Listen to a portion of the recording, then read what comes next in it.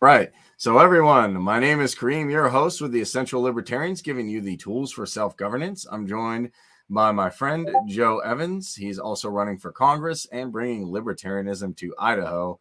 I love his tag phrase: "With faith, family, and friends, you can accomplish anything," because that is 100% true. Joe, I'm really excited to see you. I haven't seen you since Reno. How you been? Right. It's been an interesting development since Reno. It's one of those things. Went to Reno. Good things happened. Misi stepped up. Carrie Ann Harlow's had an opportunity, for redemption. Todd Hagopian, love the man, doing some amazing stuff down in Oklahoma. Now sitting on the board doing that financial projection. Ooh, yeah. How you doing, Jeremy? Insanity is definitely free. Um, so here I am. I'm back in Idaho. I'm trying to get things moving here in the state. And we ended up with a constitutional crisis, on our way out of Reno. And it's like, guys, we just can't quite do it that way because the body of the Libertarian Party of Idaho did not see this shit coming. And it's like, we need to step back and we need to give the people of Idaho an opportunity to understand what happened and render judgment. Was this indeed an appropriate way to handle things, or did somebody overstep? And that's sort of where the LNC westepping in. Unfortunately, they've decided that they can't actually handle the specific issue that caused the problem. They're just saying, well, we think the board was legitimate, even though the body of the libertarians in Idaho haven't spoken yet. Yeah. So we're just going to go with those people. Interesting. Yeah. So just to introduce, we have Jeremy Harding and Sandy is Free. You can check him out at jeremyharding.com, and we'll post everybody's links after this. But yeah, basically what we're discussing is when I was in Reno, just to get you up to speed, me and Joe were talking about Idaho, specifically about the libertarian movement there, because we hear about like major cities and stuff like that. Mm-hmm. But I'm always curious about like different states that you don't hear about: Idaho, Iowa, things like that. What's going on there? Particularly if we're going to build decentralized cooperation, which I think we're all three interested in. I'm curious to do that because you're doing a petition drive. I saw you went to that special meeting with the Idaho situation to take a look at stuff with elections, and I also see you're doing. You're still doing stuff for legalization of cannabis, which to me, it's 2022. It's a plant. Like it should be like plant. We grow potatoes. We should be able to grow whatever else. So I'm really excited. Because I'm looking forward to that aspect of things too. We had to spend 2020 distancing ourselves from previous elements of the cannabis coalitions here in the state of Idaho who, just weren't operating with the degree of integrity we needed actual cannabis activists, to be operating with. They never did the follow through that was needed in order to finalize any of the actions they started over the last 10 years. And we're finally in a position where we're far enough away from that we have a plan based on an organization that's been very successful, and we're getting ready to move forward with it. So, we got good things happening. It's just a process of moving on. And unfortunately, it means that the petition that we were running last cycle didn't make this November's ballot. So we got to start over. And you're also running for Congress too, which I've been checking out your website. One thing I actually like that you're doing, you actually and Jeremy are doing, is you have perspectives from both like right libertarianism, like Rothbard, Mises, Agorist, and some left libertarian ideas. I'm really curious how that will work in Idaho specifically. Would it be some type of? Are you trying to work to some? Because I actually started, reading about different ideas, and I could see mutualism working in that sense, and we talked about that before. So it was like the main thing I was curious about. And it's real interesting because the dynamic here in Idaho, Idaho was formed as a very strong union state back in the day. Yeah. Eugene Debs was a popular figure, in the early 1900s, working for unions. We actually had a union assassinate one of our governors for trying to be anti-union. One of those little things that nobody actually wants to talk about that much. Nobody could prove the conspiracy to assassinate him. But pretty much everybody understood that was what happened. Early mining unions, early company towns. We have like about 7 or 8. And 1 or 2 of them are actually still legacy towns after an such and such. They're no longer strong company towns like they used to be. Simply because people got cars and they can drive 10 miles to the next store, so they don't have to buy everything at the company store on credit. But strong unions, strong leftism. We also got an awful lot of government land here, a lot of commons, that we use here in the state of Idaho for hunting, fishing, logging. These are areas, they're community property, they're community shared. Somebody manages it and says you can come in, you can harvest so many elk, you can harvest so many deer. Subsistence hunters, we sell a lot of tickets every year. How do you see kind of like breaking? Because to me, the problem, I'm not actually anti-union. Like I thought about this and I read about syndicalist, literature. And I said, okay, fine. If the state were to go tomorrow, which it's not necessary, but the state will eventually fall. We're seeing these world economic people fall. We're even seeing the federal government be more and more inept, like the emperor has no clothes.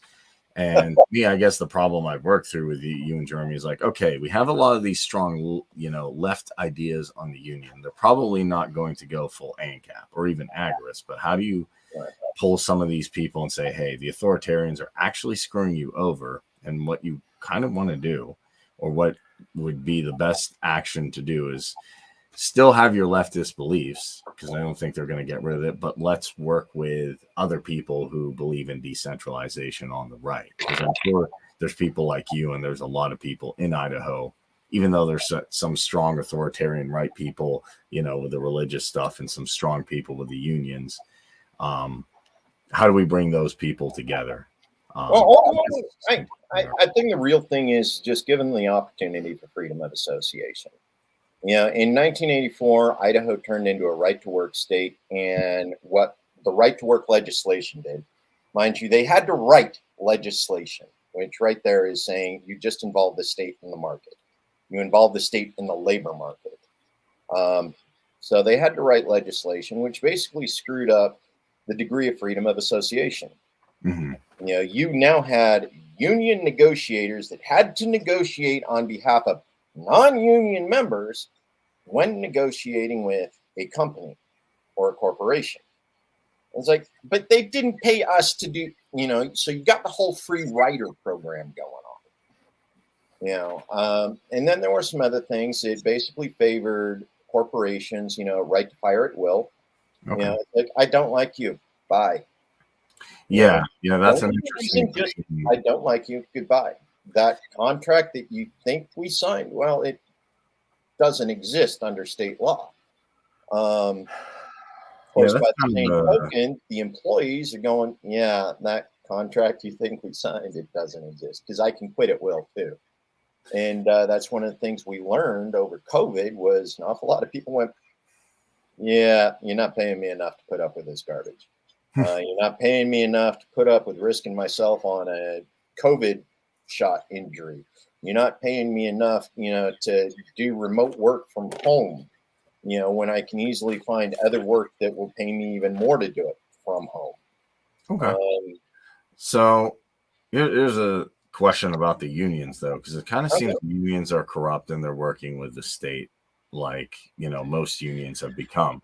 The whole idea to me of unions actually is to, if we're going to do this union, is to have everybody have some type of a voice, and you do that by like, okay, fine, we'll have some type of direct democracy in a decentralized fashion. Right. So is that more of a left idea? It is, and I'm on the right, but I want to understand. Here's where I can step in once he's done. Go for it. Go ahead. All right. So the first thing, you're running for Congress. You will inherently be working with the state. Don't pretend that unions doing it is better or worse. It's not. It's the same thing. It's using the state to get your means. So let's just to be clear, lay that foundation.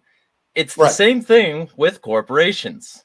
More and more of which have subsumed by way of regulatory capture, and the fact that they're corporations, and corporations, as Samuel Edward Konkin III well put it, are imitations of the state and not the market, because they, since Citizens United, have been considered people in the fact of legal entities, a separate person that you can contract with, rather than a body of people with whom people can freely associate and dissociate.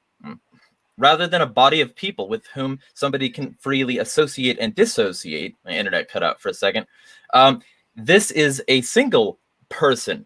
And because of that, oftentimes the only way to get these state-created and state-protected institutions to do anything is to talk to the state. Almost like that's why you're running for Congress. So, like, just to be super specific here, if it's okay to run for Congress or any other political office, if it's okay to have political involvement, then it's okay to have a state-backed union. If it's not, then it's not. And we should abolish everything and have anarcho-syndicalist unions. But for now, syndicalism could just be moving toward slightly better worker conditions, like the recent Amazon union, where they were being treated like shit and, essentially being forced onto the old company town model, because the small businesses that are really hurt by government legislation, not these mega corporations, those small businesses have been choked and destroyed and outsourced by government regulation. So ultimately, from a position sympathetic to both ANCAPs and ANCOMs, the state is the problem. And the state is what needs to go. And if we're going to say that, then we need to take the arms closest to the people first. Otherwise, the people won't have enough power to do anything about the root. And that means that it's totally fine to union organize if it's totally fine to run for office. Yeah. And you're not going to see any conflict from me on that point. I'm actually a strong supporter of the unions. I regularly contact with some of the unions that are still functional in Idaho, which is a right-to-work state. By the way, I'm next to you. I'm in Washington. Right. Excellent. We got the Meta Center, the Meta. It's Anarcho Coalition. Right? Yeah. We got the Meta Center that's being built out here in Idaho right now. It's being built in Kuna. And they actually had to call other states to bring in the electricians in order to wire the building, because we don't have enough electricians in the electricians union and just in general in order to provide all of the labor necessary for wiring the Meta Center. Yeah. And by the way, Meta Center is what? It's Meta as in Facebook? Yep. It's Meta as in Facebook. Okay, then fuck the Meta Center. I hope they choke. I agree. Because it's interesting. If you want to say that the state is so awful, then why are you saying woe is this company that was partially funded by the CIA, Peter Thiel from the Bilderberg Group, and Greylock Partners? Right? Why are we making everything tax-free for them? Why did we write legislation that said, oh, Meta Center, you're coming in. For your facility, we are going to make sure that there is no sales tax applied to the billions of dollars of, servers you're going to be installing in there. Almost like the services they provide the government are good enough for them. Right? And then on top of that, you're looking at the situation where, Idaho has inherent water rights, that go back to the 1800s. Who has the water rights? Well, the thing is in order for the Meta Center to actually work with their water cooling system, they got to use water that somebody else has owned, and the state basically eminent domained water rights to make sure that Meta Center had adequate water cooling. Yep. rather than, just saying you don't need another data center, maybe we shouldn't have the metaverse based with the CIA company. Right. So we got that whole problem. On top of that, Idaho's essentially a corporate state. 100%. We have our arrangements with Simplot. Simplot is in partnership with Bayer Monsanto. Monsanto has defined how agriculture education happens in the state of Idaho. I mean, literally. Hey, how dare you? They don't even go by Bayer Monsanto anymore. It's just Bayer now. This is just Bayer. By the way, also Bayer made Zyklon B for the Nazis, so fuck Bayer. Yes. Yeah. And this is who defines how agriculture is done in the state of Idaho. Zyklon B guys, or conservative or earth friendly. You literally have to go to Oregon or Washington for an education on how to do regenerative ag, because they will not teach it in Idaho agriculture. They're too busy funding the people who made Zyklon B and Agent Orange. Yeah. Well, they're actually funding us to make sure that our farmers are only taught their way to farm. If you ask me, that's not funding. If somebody gives me money or some object or something in exchange for my obsequious bootlicking and my falling in line, that's not giving me anything but a leash. Right there. And really, that is where we are with that. And it continues to be a problem here in the state of Idaho. From a libertarian perspective, if you want to say, well, how do we free up education? Well, one, we actually need to get the state out of higher education. We need to get the state out of K through 12 education. We need to get education instead of the state. Well, yeah, we need to get education instead of indoctrination. And whether we continue to allow cities to manage their schools with, blind funding from the state, because that's what our Constitution of the state of Idaho says, is you have to fund public education.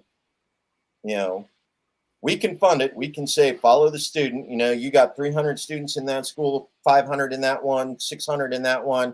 You got 10 in that little, podunk thing in that little county of 10 people or 100 people. You get so much money per student for each of those locations. And the community makes sure that those children get the education that they need to be successful in their community. But my Prussian school system is working so well. Why would we change anything when it already funds the state in the way we want it to? Why would we change anything when the objective wasn't ever to actually educate or teach kids how to learn? It was always to encourage them to a mentality that would make them better Nazis or Nazi prototypes in the case of the Prussians. I mean, really, the only reason Prussia succeeded in the end was because they got out of the grip of that king. So we might as well keep the system going, right? It works for them, it'll work for us. By the way, Joe, Kyle Matovic from Liberty and Health says, Idaho, Joe, I can't say good enough things about it. Thank you. But it's interesting to me because a lot of people, even conservatives, will say, oh, well, the school system's doing this, and this, everything wrong. But then after the lockdowns, or when the lockdowns are happening, they're like, we need to open up the schools. So it's breaking free the mentality that centralized institutions are necessary for education. And what really is education? To me, if you can grow things, if you can purify water, if you can cook and clean, I'd say you're almost halfway there. You just need to learn basic arithmetic and read and write. And then if you need a specialized skill, and then and that's one of the problems when it comes to education, especially making sure children grow into successful adults for the community that they're raised in, or if they want to leave their community that they're raised in, make sure that they're trained to be successful in the community they want to move into. And it's one of those things we actually need to talk about a lot, is the differences between rural libertarians, suburban libertarians, and urban libertarians. We each have our own requirements for what we need liberty for in order to succeed in the communities that we have decided to live in. Well, or we could just teach kids baseline learning capability so that that was a perfect time for my internet to go down so that they could, like, you know, have the skills necessary to learn whatever they wanted to later. Because ultimately, you know, kids shouldn't have any given thing thrust upon them. Ultimately, that's the reason that so many, like, abuse stories happen in schools. It's the reason so much, like, evil happens because of the state, because people are trained to think it's okay.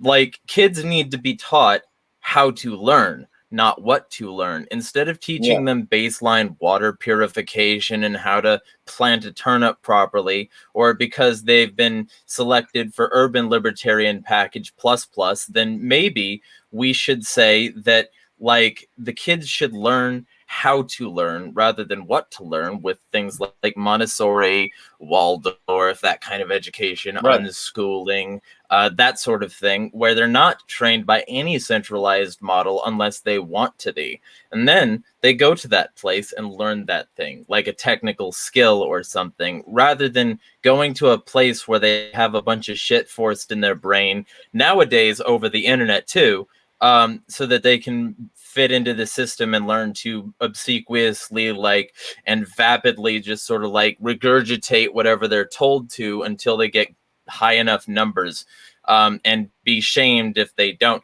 Like, I saw a great post, and I can't remember who said it, but basically, you know, the model is wrong. It's wrong because, like, if a guy in a technical school does a weld wrong or something, the instructor will come over and say, you fucking did it wrong, do it again.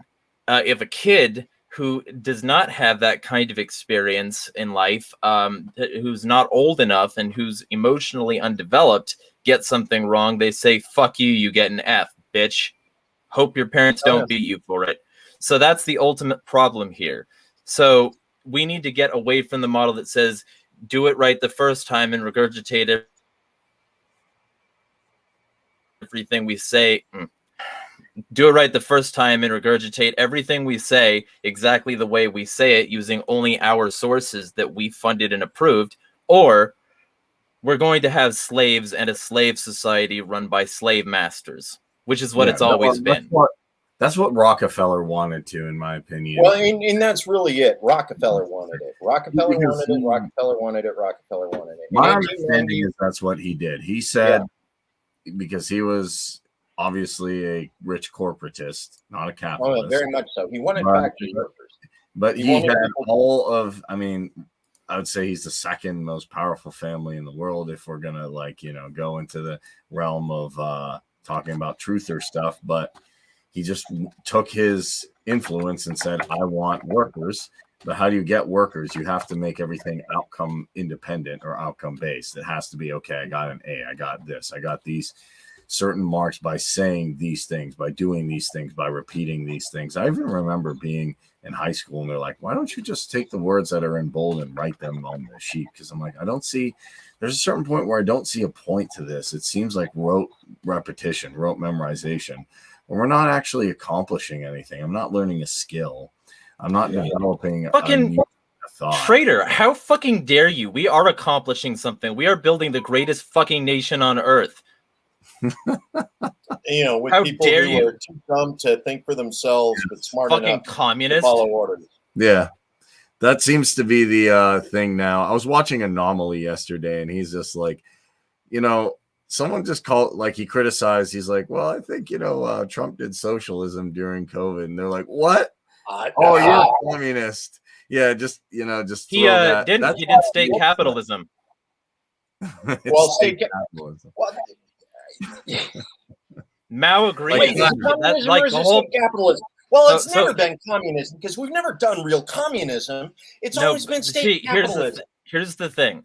If you want to call it communism, you have to show me the commune where the workers get equal access to the means of production.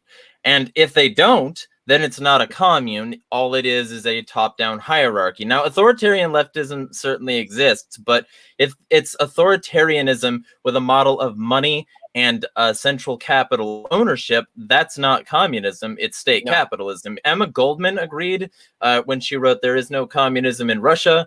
Kropotkin agreed, fucking Bakunin agreed, and also Really importantly, Stalin agreed and Mao agreed. They both said that we were going to use state capitalism. Yeah. They both said we're going to use state capitalism, but it's only like for a really little period of time. We'll stop eventually, we promise. And then they never stopped because they're authoritarian liars, and authoritarianism is the real problem, not socialism or communism. Correct. I would actually, in a crazy way, like I know a lot of people are gonna freak out. I 100% agree, because I did read about Bakunin. Funny enough, I found Bakunin while writing white papers for crypto stuff in the early days. And I read Kropotkin, and I'm like, okay, wait. The issue was that Bakunin was criticizing Marx to high hell. I think he hated Marx. Oh, yeah. He's a spy, get him out. Well, that was the whole thing, was the whole Kropotkin versus Marx versus Stalin. You know, they saw the means of, well, we need to go hyper-authoritarian so that we can purge, you know, the capitalists, so that when we eliminate the state, there's no capitalists left to interfere with the way the moneyless, you know, hierarchy-less society function. And it's like, wait, what? No, that Kropotkin, Bakunin, you know, the rest of them were going, that's not the way that works. It's never worked that way. Everybody who's ever said that was lying. Once authority gets authority, it doesn't stop. Yeah, especially when it starts with the state capitalist modus and says we're going to get a transition period eventually, guys. We promise, guys. Stick with the program, guys. Or should I say pogrom? Like the whole thing was always a lie, and it was always a scam designed to get people who didn't like the system to like the system as it stood. Like, that's it. That's what it always was. Like, Mao literally wrote, and you can find this on Marxists.org. Mao and Marx both literally wrote that it would be necessary to get state capitalism for a bit. And that bit never stopped. That's why China is now the model for the rest of the world's state capitalism, and why the,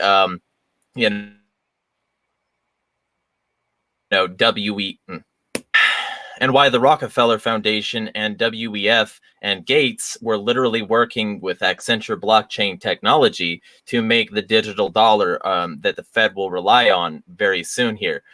Because the social credit model of China, of facial recognition devices and like digital permanent social credit is basically going to the rest of the planet. China was a test bed to see if you could get a large enough population complacent with it, and now Rockefeller's dripping at the tip about it, and that's the reason the whole thing's working that way.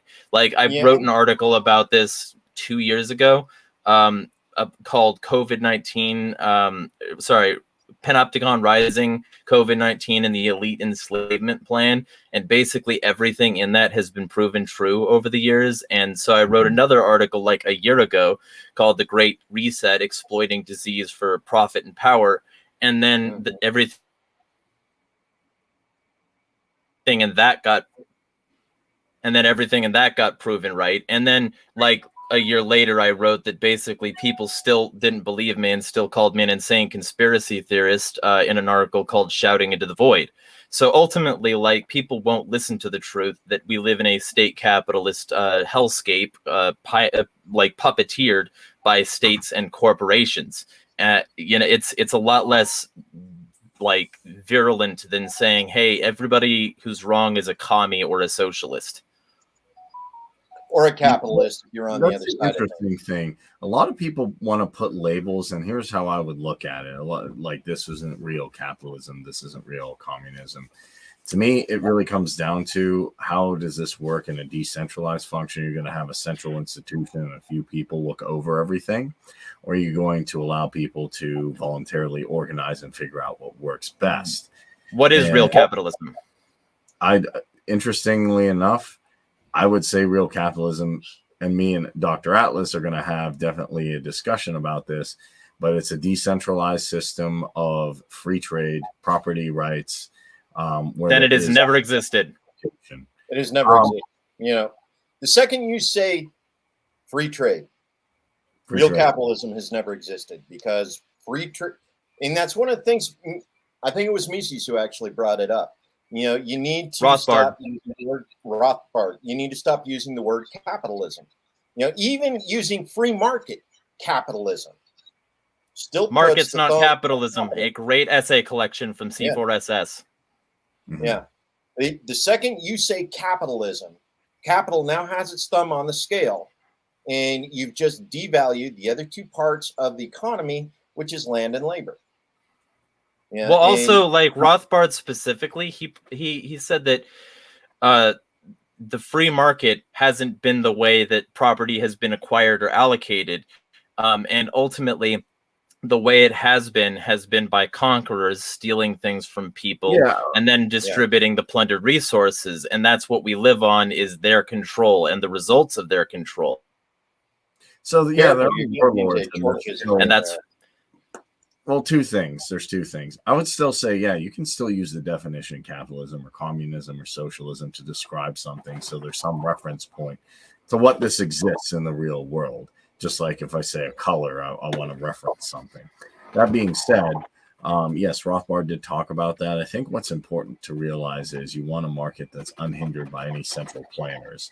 That's if you're really going to define capitalism. That's how I'd say it. And a commune, to me, anarcho-communism is a commune with not disrupted by any central planners, like the Amish. And syndicalism, to me, is a union that takes a form in that basis.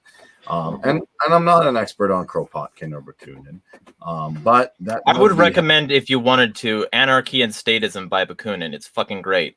And it's also a brilliant excoriation of Marx. Fuck that piece of shit. Yes, I agree. I actually said F. Marx, read Bakunin, but I think the one who's really interesting, the one who ties, and you guys can disagree with me or not, because I started reading the different philosophies like Georgists, which I don't know if I agree with that. This is my thumbs down on Georgism.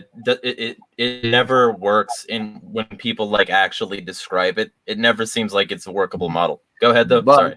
Well, it isn't, and that's largely because of our indoctrination. But I think the French philosophy, entire dependence upon Georgism is that you don't retain control of land that you aren't working. Fair enough. Okay, but I think the French philosopher, to me, is the first person who coined anarchism back, is Pierre Proudhon, who put the two ideas kind of together. And a lot of people say, oh, isn't mutualism just anarcho-syndicalism or anarcho-communism? And to me, who says that? I don't know. There was a thumbnail that said it, so I think some people misunderstood. Well, that person's a fucking cunt. I have no idea. It's a person who made a video. I don't really care. Just a random person on YouTube. Yeah, but you have me on, and so I'll take all the heat for calling that person a fucking cunt. At least about how they made that thumbnail. Okay. I mean, honestly, like, I actually say with a lot of thumbnails, like, be careful, because sometimes you'll click on articles or thumbnails and you're like, oh, wow, this has nothing to do with like anything. Like, it's like, hey, wow, that's garbage. Yeah, let's talk about like the FBI raid or something. It's like, hey, today I had some waffles or something. I'm like, what? But yeah, this is the you actually found it. That's impressive. Yeah, I knew where it was. I googled it, but okay. So just to be clear, I think that person probably is a mutualist themselves, because it seems like they're answering a question. I thought they were making an assertion the way you described it. No, this is fine. Yeah. That's kind of what I wanted to clarify to you, is that no, they're not sitting there. I think it's viewers. They're not sitting there saying, oh, no, it is ANCAP stand, or it is ANCOM stand, or it is whatever stand, or this society. They're saying, oh, isn't it, because a lot of people have said, isn't it just this? And I say, no, it's not. It's obviously not either capitalism or communism, because it's a completely different fucking economic model. Have these people read Conquest of Bread? I don't know. Yeah, I don't know. Or what is property? I don't know. Like, I don't know these people. I just watch one or two videos they've made. Like, I don't. No, not that person. I'm talking about the person the people they're talking about. I'm helping them insult them now. Sort of like countered to me calling them a cunt. I have no idea, dude. I don't know. I don't talk to them. What I can say is I took time to actually look at some of this stuff. I took time to say, okay, well, how would we cooperate together? And I think that economic system provides a bridge between these different ideas that we're talking about, because it definitely can. Because you don't have a pure commune system, you don't have a pure capitalist system most of the time. So you can actually combine them through like mutual idea, which is actually the first time I got Joe on. I asked him, hey, let me ask you a question. A lot of people keep saying, oh, we're the only right, decentralized, idea. And I said, even if the state falls, and I'm not trying to prove it, because I said, I'm saying that's my response when they say that. Just fucking prove it. If you're the right one, why aren't you willing to compete? Well, they're not, because there are a lot of people. And that's it. They're not willing to compete. Yeah. It's just like, oh, Trump's the God Emperor. Like, okay, or he's the worst person in the world. Like, do you have any proof? They're like, well, no, but this is just kind of what I think.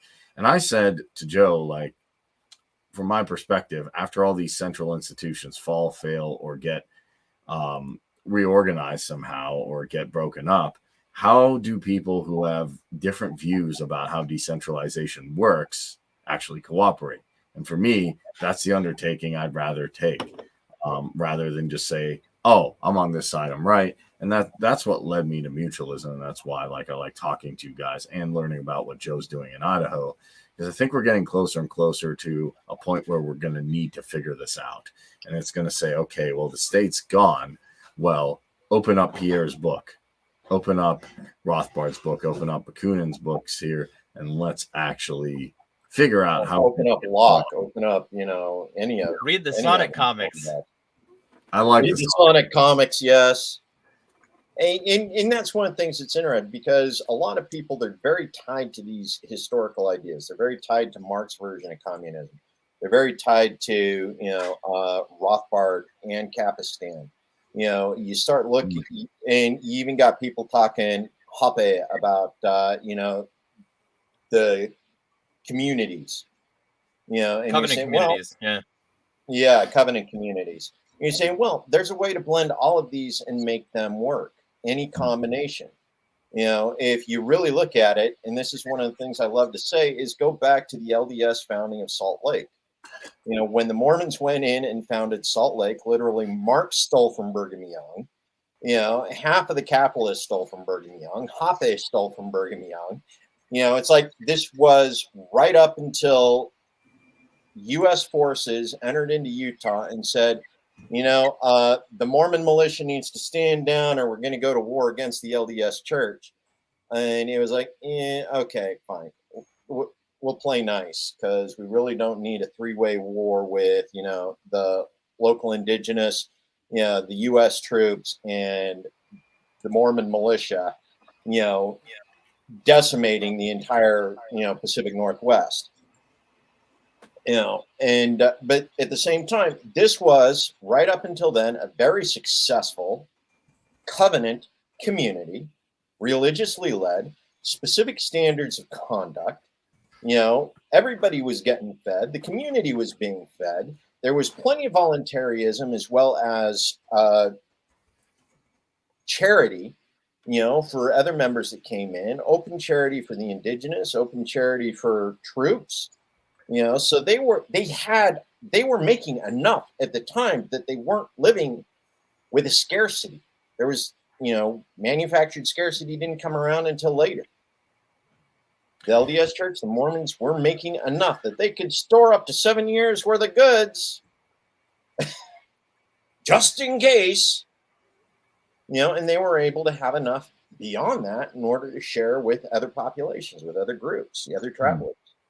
That's the way I actually see it working. Yeah, there'd be different communities. There'd be different small communities, because people will probably want to organize based on, what they feel is homogenous with them. And then there will be people who want to have more, I don't want to call it cities, but like more free more multicultural. Yeah, more multicultural. I wouldn't even say, just more free market enterprise societies, like I would. And then there'd be agorists too, who would kind of work in between. And that's how I see things working. Now, how that all ties together, I'm actually really, really curious. And that's what I'm trying to even figure out. And that's why I think like your Congress run would be excellent, especially with these ideas. You can say, I'm going to appeal to all these different groups. And then not only are you kind of running and getting your name out there, but you actually get to interact with these different groups and see how they socially cooperate. Granted, yeah, you have to use the state, which is not fun, but I have a different opinion. If it's there, might as well use it. And here's the way to look at that. Reason why is because I'm not a real big fan of using the state in any capacity. Marx was wrong, Stalin was wrong, Mao was wrong. They were all wrong because you cannot use the state to manufacture consent. George Washington was wrong for the same reason. That's why they didn't like Thomas Paine, even though he literally wrote the actual revolutionary material that kept the revolution encouraged. Because George Washington, Thomas Jefferson, much of the founders, they were just massive pieces of shit who owned slaves, even though they preached freedom. So, like, ultimately, yeah, I mean, let's not just say the left is bad. Yeah, but that's the thing is you need to roll back the state. Now, we are addicted to the state. To zero. There is no denying that. So how do you wean people off the state? How do you reduce the addiction to the state? And that's the process. And that's one of those things that as a pragmatic anarchist, who's running for office, voting is violence, but you're countering that violence by more violence. Here's the thing you got to ask yourself. The state is what people are addicted to, but the state is a group of people. So that means that the state is pushing itself. Now, are you going to get a group of pushers to reduce their clientele's addiction upon themselves by encouraging interaction with the pushers? No, you're not. So ultimately, the truth here is that the state will use things like democracy and republicanism to hide the state capitalist-friendly fascism that has been slowly building for many decades, really taking a spike in the 20th century. So, like, the ultimate thing here is that that the state has manufactured consent by making this system where people think they're consenting and then giving them like pre-manufactured choices and what David Icke would describe as the problem reaction solution model. And when you get to that point of realization, you realize that the state will use people who like have genuinely good intentions to encourage participation in a system which will ultimately get the people to accept greater incremental levels of control under the guise of freedom, under the guise of choice. So when these people make these systems and make these choices, what they're really doing is putting a big trademark symbol next to those choices, because it's not about choice for these people. It's about like, hey, you could vote for Joe, but the Rockefellers are still going to institute the digital dollar on a national level, and then you'll federally be mandated eventually after a certain amount of people get weaned onto that system of greater addiction to the state, to say that, hey, yeah, anybody else who isn't already on our digital dollar, which is, basically the mark of the beast, anyone who's not already on that digital dollar will eventually have to be at the barrel of a gun. That digital dollar, which is built by people like Gates and Rockefeller and Accenture and Gavi and the UN and all this shit, that will eventually be the new paradigm, because people didn't just say no before all this was built and before everyone was forced onto the program. They thought, I'll vote for 1,000, 1,000,000 Joe Evans, and eventually maybe get what I want. And they didn't. That's I'm a psychic. I'm looking into a crystal ball of the future. They didn't get what they wanted. They just had a slightly easier time while the surgery was happening. It's like anesthetization, They were numb to it, but it was still happening. And then they had their implant and they were forced onto the machine like a cattle, and the Matrix happened. Congratulations, political processes are great. So that's why I don't support them. That's interesting. Okay, so political processes. This is an interesting segue into what Kareem used to invite me onto the show, because what Kareem said Hey, Joe, come on. Let's talk about the Idaho situation. You know. Yeah. Which I'm actually cool with philosophy too, because I actually like to have these conversations with more candidates who are like, okay, if you're going to run it, like, what are you about? And most people are like, oh, yeah, lower taxes, or government's bad. Or this is one of those things, you know, if you are a libertarian organization, you know, what you consider in the process of politics in order to create the libertarian situation, how often are you willing to incite, invite, or mandate state involvement in party processes? Okay. And so, okay, so here's a question then. Yeah. Molon Labe, the Betsy Ross flag, black flags in general, all these things and more are considered, you know, extremist. Yeah. The flag right here in the corner, potential, this one right here. Potential, you know, violent extremist symbols. Yes. This is the FBI. So if the state is saying that libertarians are in their crosshairs, just like they've been saying for a really long time about the left, then maybe the solution isn't to ask them to go away. The solution is to, you know, Molon Labe. Like, it's not a nice thing that people like to think about, but like ultimately, if the founders were at all reasonable or good people, and they weren't just in it for themselves, they would be with you. And I'm not. The founders would have been shooting for a lot less than some of these tax rates. I'll put it that way. Right. Yeah, true. But the founders, to their credit, were they perfect? No. Am I more an anti-federalist? Yes, but I don't hate the founders because I do. Kareem, we actually need to correct that. Reason why is because the anti-federalists were the ones that were actually for a stronger central government. The federalists were the ones that were fighting for the distribution of powers, you know, out to the states. I disagree with that as well. Well, that's one of those things that's counterintuitive about the languaging of, because we've come to accept federal as well. If you're a federalist, you believe in the federal government. Well, that wasn't actually the case because I get what you're saying with that. We're about decentralization. I wonder who was responsible for the instatement of the Bill of Rights, though.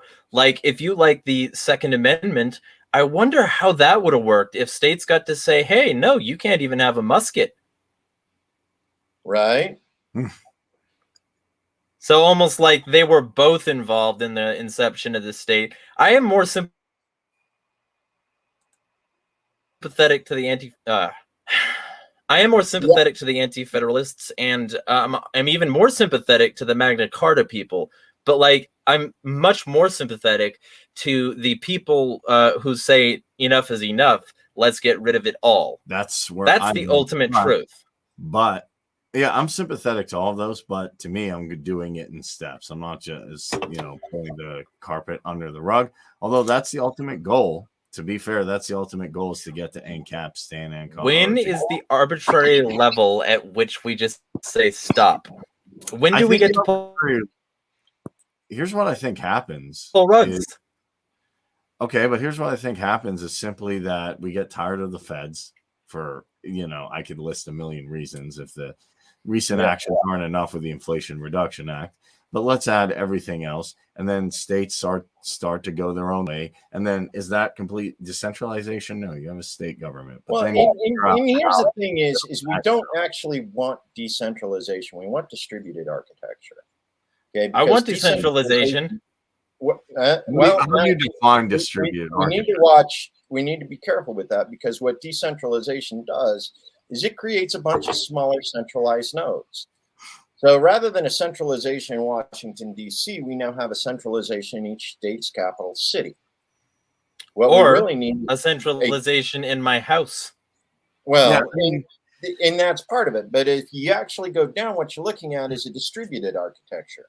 Reason why is because you're not going to the same person for your food that you're going to for your tech, that you're going to for your massage, that you're going to for your medical care. Yeah, but you're reaching out to different sources for all of these. You don't have you mean a Walmart? Right. You don't have a Walmart. I mean, you can, but like, here's the thing, or you can have Do a you want department. one? Not particularly. I don't care if we have a department store that has general items, which is fine. But here's the thing. What I would say is this: decentralization helps because even if you have a smaller node, even if you're like someone asked Justin Amash and actually put this pretty brilliantly, he said, like, look, you're talking about local governments. My local government sucks. And he's like, look, yeah, there are some local governments that'll be tyrannical. It doesn't magically happen that, oh, decentralization, everything is, Disneyland. But Right. It does mean you're closer. It does mean, hey, if your mayor's taking bribes, you can do something about that. You can knock on their door directly and say, hey, I see that you're doing all this corrupt stuff. What's going on? And they can't really run from you. Well, if you're in Washington or you're in the state house, yeah, it's very hard to access those people. Even congressmen have their staffers answer. So what I would ultimately say is decentralization doesn't fix the problem, but it makes things closer to you. Families are decentralized. We all know bad families are dysfunctional families. Yet, other than the crazy globalists at the top, I don't see anybody saying they want to completely give up on families. No. And that's why I'd say decentralization is better, because it doesn't fix your problems, but you're just one step closer to saying, hey, I can deal with this, or I can figure out what's going on here because I'm right there. And that's when you get into the interesting thing about the distributed. Okay, because as a family, say you're a kid, you got dysfunctional mom and dad who beat on each other. It's not a good family environment. Yep. Your distributed system allows you to reach out to aunts and uncles, tell mom and dad to unfuck themselves.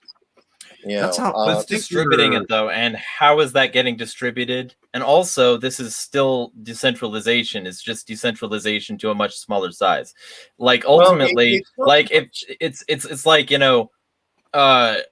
I want a government small enough I can drown it in a bathtub, that sort of thing. That's what you're proposing, essentially. Well, no, it's not, because you still have a government that's big enough.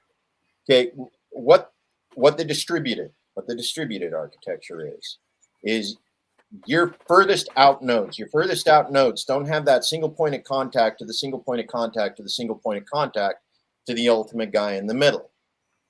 Okay, what it now has is every node in the architecture now has prongs out to 3 or 4 other locations. Okay, you're no longer looking to the city of Boise in order to run your town in the state of Idaho. You can be in Nez Perce County and you can reach out to Moscow, Idaho, or Coeur d'Alene, Idaho, or Boise, Idaho. You can reach out to you can reach across the river over into Spokane. Okay. But to me, that is decentralization. We need something that we don't have here locally. Why is that not decentralization? That sounds like it's not centralized. It's just called it a different name. Distribution. Okay, fine. So Bitcoin isn't okay. So let's be semantic for a second. Bitcoin is decentralized currency, and it runs on distributed ledger. It's still the same thing. Distribution is a type of decentralization because it's less centralized than it is now. Okay, so we agreed anyway. You just have a different model you want. Yeah. It's a specific kind of decentralization, but yes. Okay. That would be like the difference between defining, free market capitalism versus state capitalism. Okay. I don't think either of us want a state, though. No, we don't. No, we don't. So it's not the same difference. I also hate the same difference phrase or agree to disagree or all that sort of thing. No. Yeah, that doesn't really help. Yeah. See, like it's not the same difference. Yeah, I don't mind. The thing is, semantic arguments don't really help. But yeah, when you're talking about different actions of how we're going to achieve something, it does. But yeah, I usually do like to keep this around an hour and everything. And I'm enjoying the conversation. But Joe, like me and Jeremy have talked about, anarcho coalition and how do you actually, achieve that? And what are your thoughts on specifically organizations like you're talking? You can call them distributed architecture if you'd like. But actual voluntary organizations that bring people together, like me, you, Jeremy, everybody else, or people have different ideas about how decentralized order can work to socially cooperate. Do you think that's needed? Here's the thing: it's freedom of association and consensus. Okay, that's the core of voluntarism. 50 of us can get together and say we want to accomplish one great thing. We want to build, 50 of us can get together and over a matter of a year, we can build a skyscraper. That's consensus. 50 of us have decided this is what we want to accomplish. Yes. Now, it doesn't require anybody else outside of the consensus of those 50. And the 50 of us have decided this is what we want to do. And as long as the building of that skyscraper doesn't endanger anyone else, nobody else's rights are infringed in the process. So while it's not democracy in that somebody can unanimously, where one person has veto power or, the majority can overrule and say, no, we don't want a skyscraper there. This is 50 of us, we go through the means to acquire the property and then build a skyscraper, and it's on our property. We own it. We work it. We built it. That's consensus of freedom of association. And ultimately, that's what we need to do at the lowest level. Yep, 100%. When we say as an organization, this is the way we want to govern our commune. This is the way we want to govern our community. Our homeowners association runs on a specific set of, covenants, in how we operate. Whether that's under one of the Hoppe covenants, one of the, Mormon church covenants, or even Kropotkin or Bakunin covenants. We can come together in a consensus and say, these are bylaws. This is the way we're going to conduct business. If at any point during this process, this is no longer comfortable for you or no longer works for you, here is your share. Go on. Okay. Do what you do. Here's a good question. And that's, it's the freedom to come and go. Skyscraper. Sorry, my internet went down. Continue. The anarcho-prims won't like the skyscraper, but that's fine. Well, and that's one of those things. The urban community. You're building an urban community. Now, there are technologies that allow an urban community to be relatively safe, self-sustainable. Vertical gardens. You can insert vertical gardens into the process, and using your processing plants to build into your, skyscraper capable of housing, 2,000 people, which is your Hoppe circle, size. You are now 80% food sovereign. You only need to supplement it with 20% coming from rural wherever. You reach out to your different rural locations and say, okay, Parma, Idaho, we need, so many cherries. Emmett, we need so many peaches. Somebody, you need to grow cattle for us. What do you need in exchange for this? What can we produce for you? And that's the distribute, because now you're reaching out. You're not tied to one source for anything. Understandable. What is the outside of your skyscraper made of? Glass? Windows? Like dude, you're getting into yes, I am. It matters. It matters. Your L3, your whatever the leads, your leads construction for your self-sustainable, high rises. What's the technology that's invested in it? Are you in a position where you can utilize hydropower versus geothermal power? What are you doing? Are you using glass on the outside? Does it have balconies where you can run vertical? Yes. See, but here's the reason it matters. You just brought up Meta and how bad they are for needing all that wiring and all that water to go to this CIA company. So ultimately, the same problem exists with a skyscraper in the middle of nowhere owned by Hoppians. So the Hoppians then have to justify their use of that place and the resources used to obtain it. And then also, let's say you build your skyscraper where the sun is going to reflect downward onto the local wheat fields. And as soon as your skyscraper gets significantly high, the sun at a certain time of day lights their wheat fields on fire. And everybody starts. Okay. And so ultimately, you need to consider other people even then. Oh, yeah. Yeah, because we always have externalities. And a lot of people, right. So a lot of people, when they get to this point, they're not willing to consider the part of cooperation where you're like, trying to figure out how not to fuck with other people. Right. And that matters. That matters a lot more than can we agree. It's how can we agree without causing more damage. And that's why I like staying relatively close to the ground. Skyscrapers are nifty, but they oftentimes fuck. So, like, I don't like that. I would rather closer to the ground with really big solar panel roofs, so you've got self-sustaining energy, and then you could put whatever you wanted in terms of gardens inside. But, like, you know, I think it would look a lot better from an anarchist perspective if it looked less like the World Trade Centers and more like the Pentagon. And I don't mean after the International Military and Intelligence Industrial Complex got to either. Right. I love it. I'll actually also we need global anarchy. That's what I'll say here, because the solution can't be to decentralize and therefore weaken ourselves immediately so much that China can just come over here, like drop a few bombs, and we're Chinese now. It needs to be a global process of liberating everybody, which means it's very unlikely to happen, and the likely scenario is going to be a brutal and bloody apocalypse of rivers of blood and years of darkness, the likes of which will make Revelations look like a children's story. So that's the ultimate truth. But if people want to avoid it, there are lots of roads, and at least your life can be better and more peaceful fucking now. So get to it and stop being a bitch is what I'll say to the people. That's my message running for proverbial office. That's kind of my message is simply, if I were to go from the Tao Te Ching right now, because even though I'm an ANCAP, I'm playing minarchist, and probably, you know, we're going to just take stuff down from the feds, govern a great state like you'd cook a small fish. That being said, global anarchy is the best idea, because if there's no central institutions to fight you, there's no NATO, no BRICS countries, then yes, you actually have achieved freedom and freedom for other people. And you missed the UN. Yeah, okay. You missed the Trilateral Commission.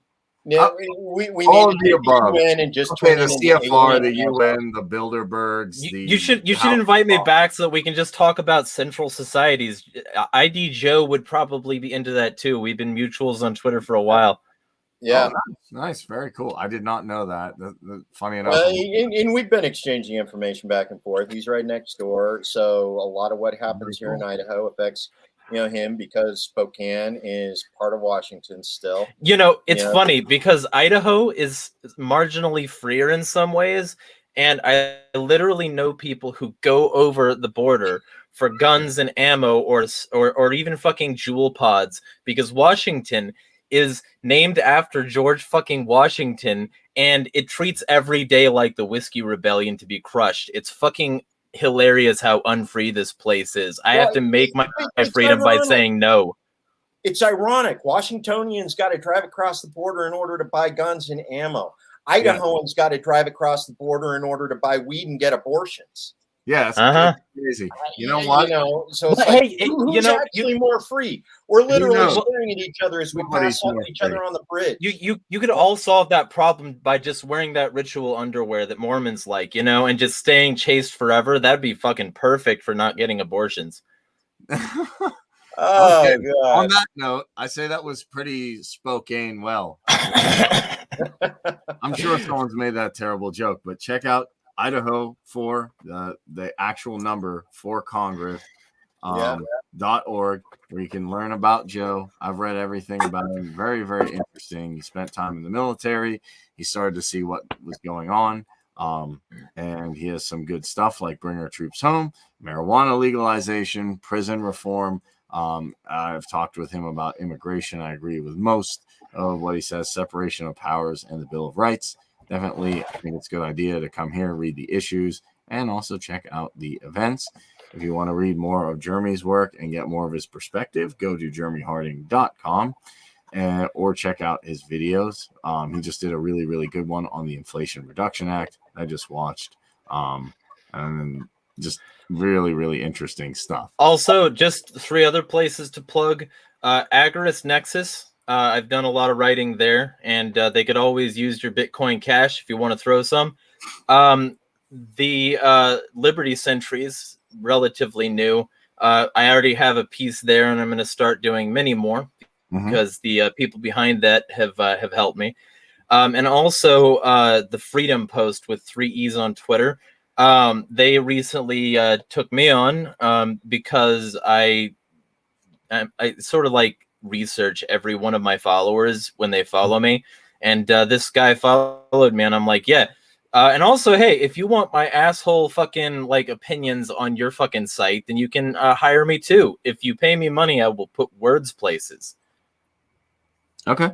Sounds good. Yeah, I'll have to plug those 2 next time you are on. You can find me at The Essential Libertarians on YouTube. Just go ahead and type it in, giving you the tools for self-governance. And check out the lpmisescaucus.com if you want to keep the ideals of Murray Rothbard, Ron Paul, and Mises. And I'll help you plug them, by the way, because the Fakertarians blocked me in their group. And they fucking, like, so many other groups have dissociated, even though I'm further left than they are. And even though I'm more pro-freedom than they are, the Mises Caucus is more likely to share my radical left stuff than anybody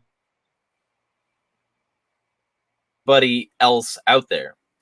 Yeah. So, like, ultimately, if you want, like, better people, yeah. I was talking to Mitch Connor, actually, if you know him, and like we had a little talk. I was talking to him in Florida at Yale, which I saw you work for, about syndicalism. He's like, yeah, actually, Kropotkin, Bakuna had some, good ideas there, and it can work. It can make sense. And I've talked to people about, like, okay, let's talk about Zerzan. Let's even talk about anarcho-primitivism, which is the really, really one that goes far. Like, was real old school. Was agriculture a mistake? And I'm not saying like I agree with every single thing, but at least they entertain ideas and they're open to it. Where the old Libertarian Party is like, oh, that's wrong.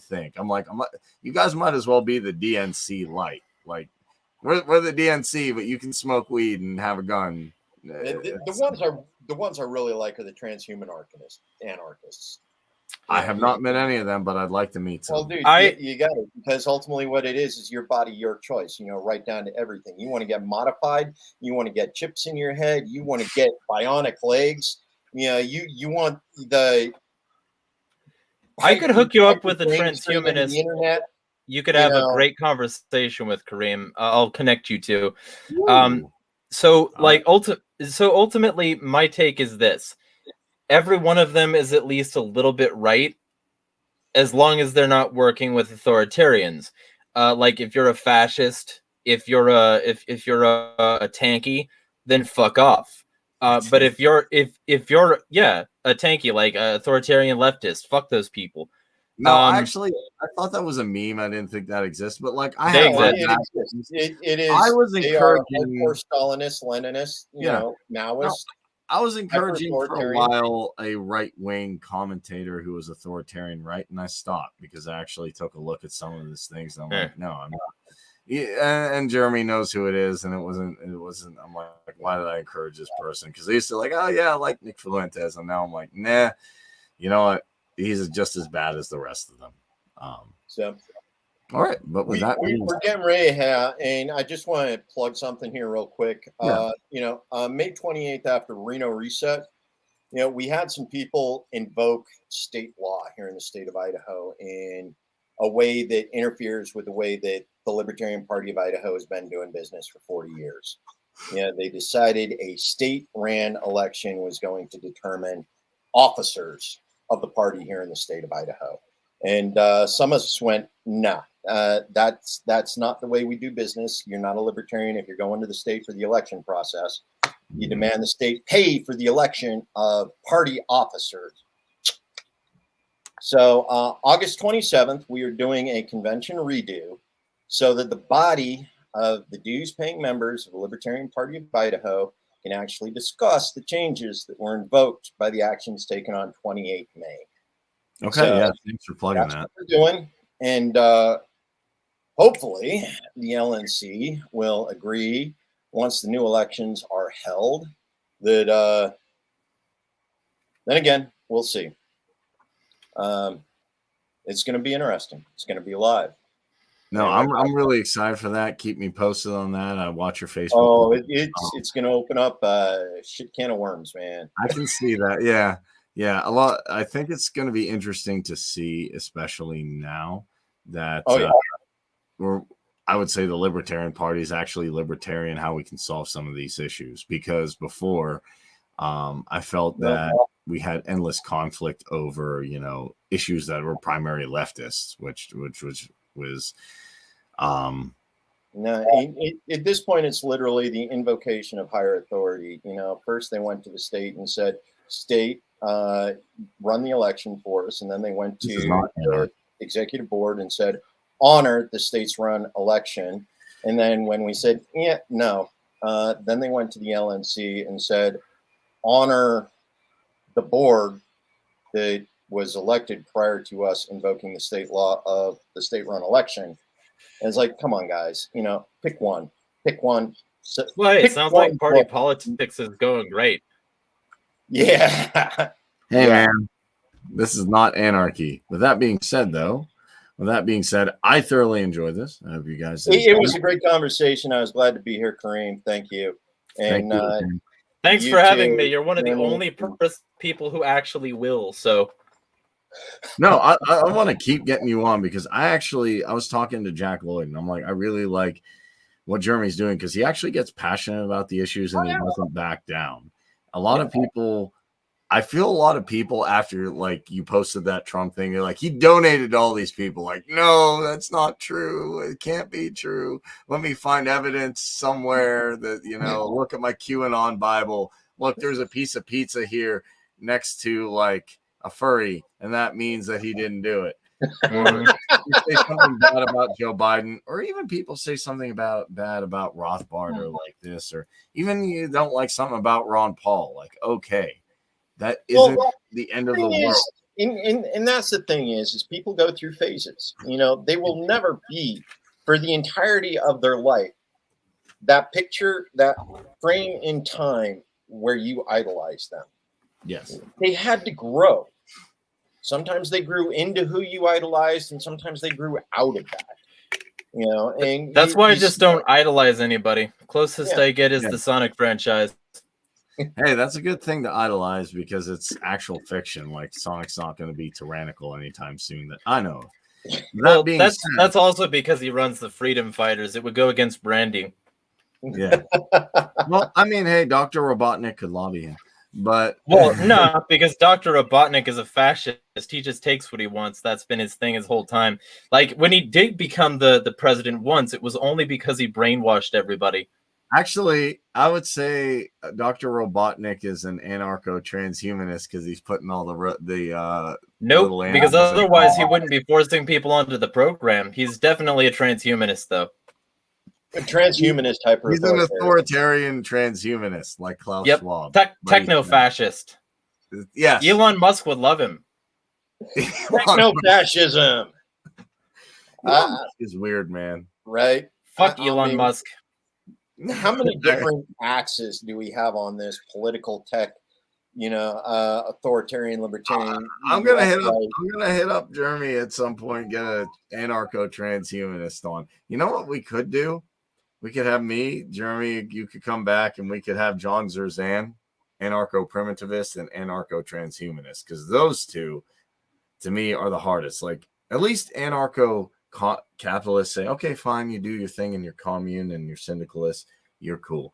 But I'm not exactly sure how primitivists and transhumanists would get along, because they probably want to, like, hey, they don't need to. As long as the primitivists have one section and the transhumanists have another. That probably the transhumanists are living in the skyscraper in the middle of the jungle, while the primitives skyscrapers shouldn't go in the desert. As somebody who grew up in one, deserts are fire hazards, and you shouldn't have reflective glass. Yeah, tell that to these stupid sultans. Well, that actually works, though, because all of that sand around the skyscraper can reflect the heat into the skyscraper, and the skyscraper can be heated by the solar. Oh, yeah. I want to be a lot hotter in the desert. I want to be trapped in a glass box of heat with reflection from the sand. Please give me that. Yeah, that sounds lovely. That sounds like Dubai or Qatar. Put me in a microwave, daddy.